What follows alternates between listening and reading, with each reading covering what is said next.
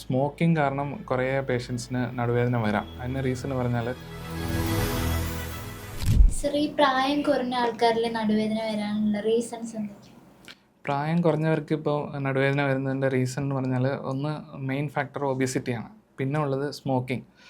Smoking കാരണം കുറേ പേഷ്യൻസിന് നടുവേദന വരാം. അതിന് റീസൺ പറഞ്ഞാൽ ഈ നട്ടലിന് സപ്പോർട്ട് ചെയ്യുന്ന ലിഗമെൻറ്റ്സ് അതിന് ബിൽഡപ്പ് ആയിരിക്കുന്നത് കൊലാജൻ എന്ന് പറയുന്ന ഒരു സ്ട്രക്ചർ കൊണ്ടാണ്.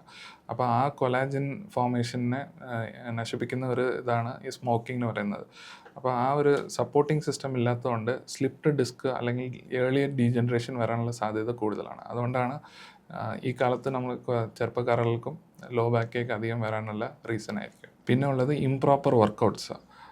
നമ്മൾ ഒരു ജിമ്മിൽ പോകുന്ന ഒരു പ്രോപ്പർ ട്രെയിനിങ് ഒന്നും ഇല്ലാതെ ഇങ്ങനെ ഹെവി വെയ്റ്റ്സ് പൊക്കുമ്പോൾ വരുന്ന പ്രശ്നങ്ങളാണ്. വർക്കൗട്ട് ചെയ്യുന്ന മുമ്പ് നമ്മൾ സ്ട്രെച്ചിങ് എക്സസൈസസ് വളരെ ഇമ്പോർട്ടൻ്റ് ആണ്. സ്ട്രെച്ചിങ് എക്സസൈസസ് ചെയ്തിട്ട് വേണം നമ്മൾ വെയ്റ്റ് ട്രെയിനിങ് എക്സസൈസസ് തുടങ്ങണം.